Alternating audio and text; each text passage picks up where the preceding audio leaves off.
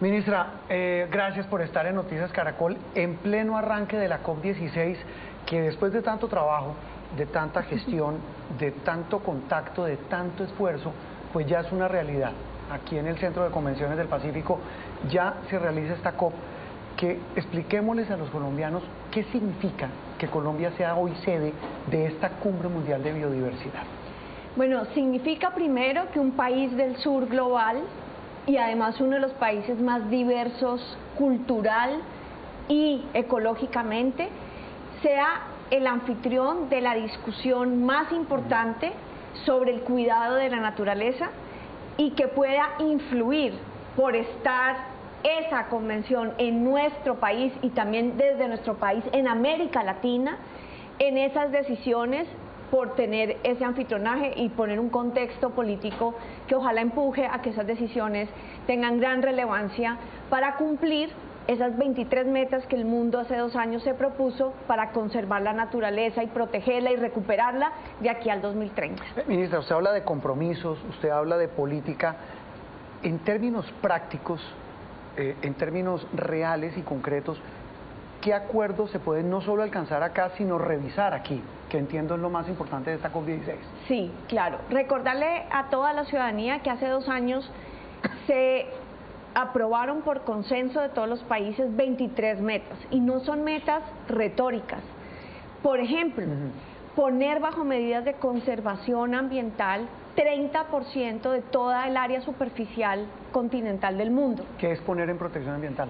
Categorías de manejo y protección ambiental, como las que tenemos acá en nuestro sistema de áreas protegidas. O sea, 30% de nuestro territorio, hoy solo tenemos el 23%, debería estar en categorías de protección ambiental, bajo las categorías de nuestro Sistema Nacional de Áreas Protegidas o estrategias de conservación. ¿Qué otros acuerdos concretos? Que la gente diga, mire, esto tiene unas decisiones y unas consecuencias. Claro, por ejemplo, lo mismo para los océanos. 30% del área de todos los océanos del mundo debe estar bajo protección. ¿Por qué eso? Porque los científicos dicen que si logramos conservar mínimo, y ese es el mínimo al que se llegó, claro, la verdad debería ser 50%, pero mínimo ese 30% podemos generar la resiliencia de la vida para reproducirse en el planeta. Pero luego además tenemos que cambiar formas de producción, por ejemplo en la agricultura, y ahí hay una meta que ya se puso, que es quitarle desde los estados 500 billones de dólares anuales que se entregan en subsidios desde los estados a industrias que afectan la biodiversidad. ¿Cómo cuáles, por ejemplo? Por ejemplo, hacia los insumos químicos en la agricultura o los pesticidas. Por ejemplo, puede uno decir inclusive a los combustibles fósiles que generan también el problema de cambio climático que está afectando la naturaleza. Cada estado tiene que revisar al interior. Por ejemplo, hemos visto que nosotros en Colombia hemos entregado crédito para el fomento agropecuario en la Amazonía, para el fomento ganadero en la Amazonía. Entonces, o sea, el mismo estado dando plata para que deforesten. Exacto, pero fíjese que a nivel mundial 500 billones de dólares los mismos gobiernos están entregando a esas industrias que afectan la biodiversidad, y hay un compromiso de los estados de quitarlos. O sea, eso se aprobó, y ahí le di solo 3 metas de 23. Eso se aprobó en el 2022. ¿Qué va a pasar en esta COP? Se deben aprobar unos mecanismos para que esa implementación sea efectiva, unos mecanismos mundiales. Y hay 4 mecanismos claves que esperamos se aprueben en esta convención. Sí. 1, un fondo para que empresas privadas multinacionales que usan bases de datos donde hay secuencias de recursos genéticos, entonces explicar un poquito que hoy para la farmacéutica, para la industria química, para la industria cosmética, para la industria de alimentos, se utilizan las secuencias genéticas de la biodiversidad, de los seres vivos, de plantas, de animales, pero se utilizan en bases de datos y las empresas no están pagando por ese uso. Es decir, si le entiendo, eso es lo que llaman patentes genéticas biológicas, utilizan cosas de la naturaleza, se las guardan, las utilizan, hacen productos con eso y no hay retribución a los estados especialmente los que tenemos la biodiversidad. Ministra, ¿y por qué los usan? ¿Esa riqueza genética no es de los países? Esa riqueza genética es de los países y normalmente aquí vienen al Estado colombiano y piden unos permisos y se firman unos contratos donde se reparte beneficio. Pero como estamos en un mundo digital, toda esta información se ha empezado a digitalizar y no hay control. Entonces en esta COP se quiere crear un fondo para cobrar esas empresas que utilizan, y ese fondo multilateral, o sea, de todos los países, repartiría la plata a los países que cuidan y tienen la biodiversidad. En la Colombia. práctica usted habla de temas que son muy técnicos, muy puntuales, pero por supuesto trascendentales, sobre todo si se llevan a la práctica. En el caso colombiano, usted dice hay que proteger los mares, hay que ampliar las zonas protegidas.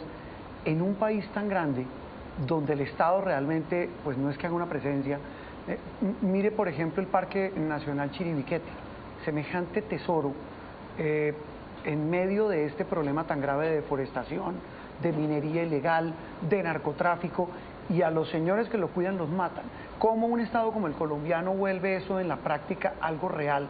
Proteger un mar verde como Chiribiquete, por mencionar algunos de esos lugares. Claro, y nosotros tenemos una dificultad durísima, y es que donde hay que consolidar la paz es donde está la biodiversidad del país.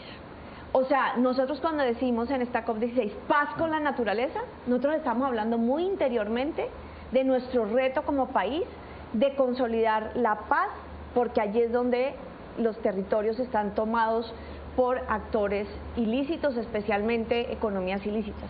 Entonces, ¿qué es lo que está trabajando el gobierno colombiano? Lo primero es que hay que hacer una alianza con las comunidades del territorio.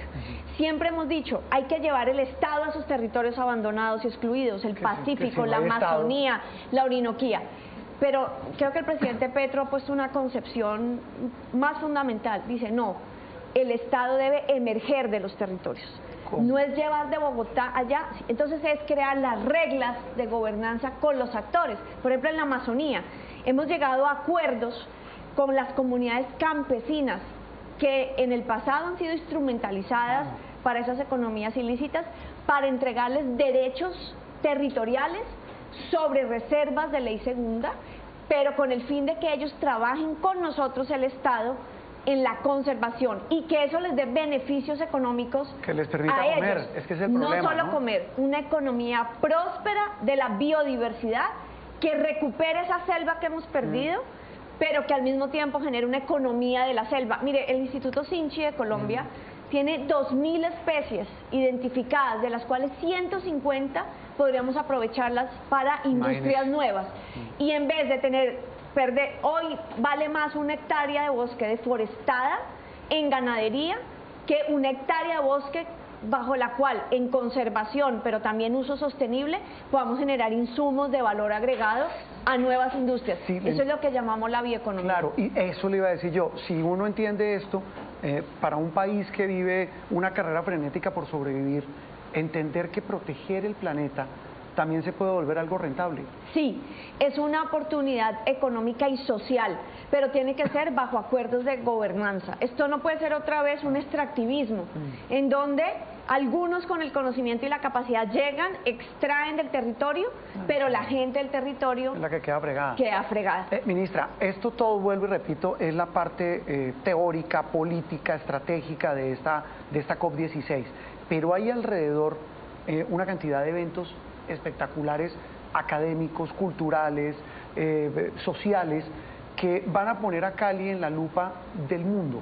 Háblanos un poco de esa agenda tan variopinta que va a haber alrededor de esas deliberaciones técnicas de las que estamos hablando. Claro, el gobierno colombiano tomó una decisión, y eso es decisión como anfitriones. No había que hacerlo.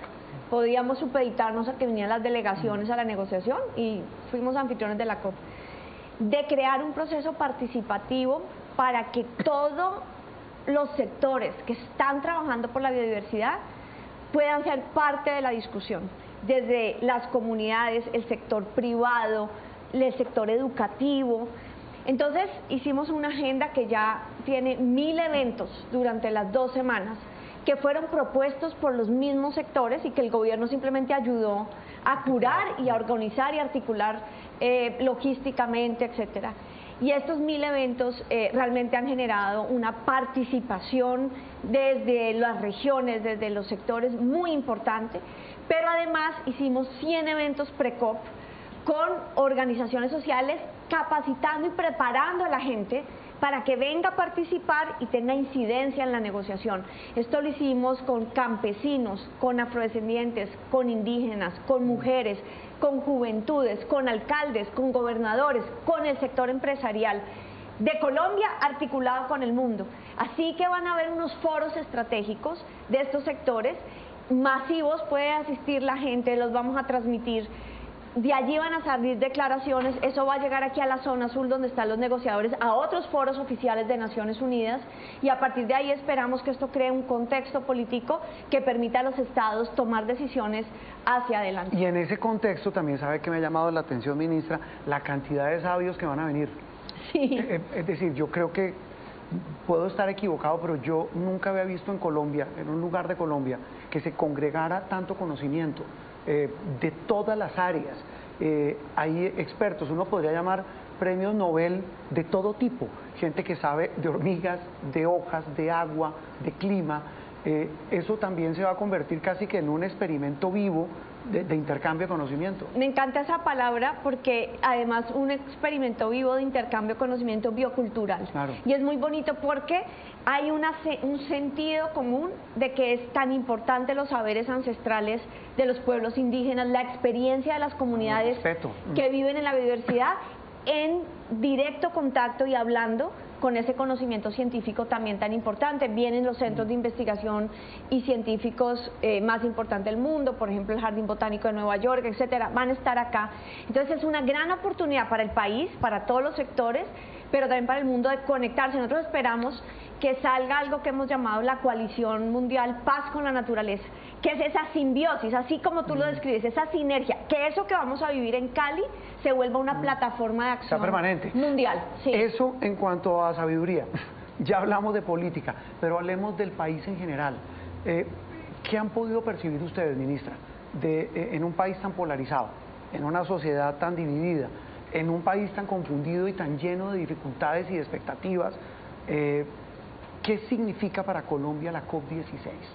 Yo siento que primero todos nos pusimos las pilas a ser buenos anfitriones. Y lo he visto en todos los eventos. Hoy los jóvenes colombianos de todas las regiones le dieron la bienvenida a los jóvenes de todo el mundo. Fue realmente hermoso. Y ver ese orgullo y como esa valoración propia de lo que somos. Entonces creo que sentido de pertenencia. Sí, de pertenencia, de orgullo, porque siento que la COP nos pone como un espejo. Desde afuera nos están mirando. Entonces todos como que decimos, bueno, pero realmente ¿qué tenemos que mostrar? Todos los sectores. Y tenemos mucho que mostrar. Entonces, a pesar de todas esas dificultades, decimos, no, pero aquí sí hay mucho valor. Y lo más bonito es como reconocer ese valor de algo muy único que hay en este país, de la diversidad cultural y biológica. Y al reconocer eso han salido muchas oportunidades y perspectivas de que nosotros sí podemos tener un modelo de desarrollo muy único en el mundo, que nos puede generar prosperidad, que nos puede generar sentido de identidad, pero también que nos puede generar un lugar específico geoestratégico muy importante. Y esa sensación, ese sentido, mire, imagínense que esta COP tuvo más solicitudes del sector privado colombiano para acreditarse que todo el sector privado del mundo que fue a la COP15 en Montreal. Eso también le iba a decir, empresas de todo el mundo van a estar acá.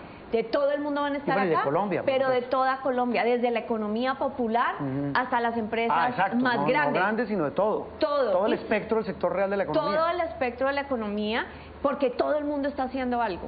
Ahora, ¿qué es lo que nos falta? Y ojalá logremos eso como legado de la COP, que todo eso se articule poderosamente.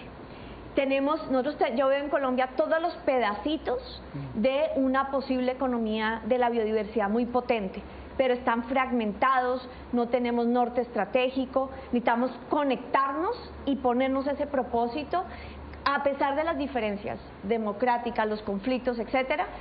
Ojalá ese espejo lo mantengamos y lo recordemos y nos ayude a articular. No le quiero meter odiosa política y después de verla tan emocionada, casi al borde del llanto, ministra, de verdad que lo conmueve a uno ver eso, de ese sentido de pertenencia, que esto terminaría siendo prácticamente el gran acuerdo nacional. sin meterle política. Pues no lo sé, ojalá. Por lo menos, no sé si va a haber un gran acuerdo nacional, pero por lo menos pero sí vamos a poner de acuerdo en algo. Exacto. ¿Qué nos enseñó la COP?